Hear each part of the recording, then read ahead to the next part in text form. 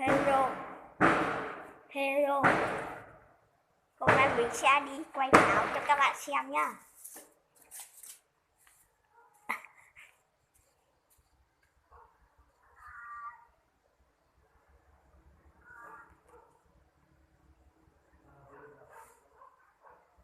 Hết rồi.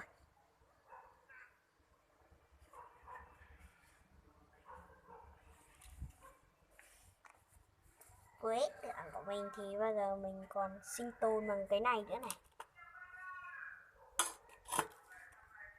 Đồ có hết rồi.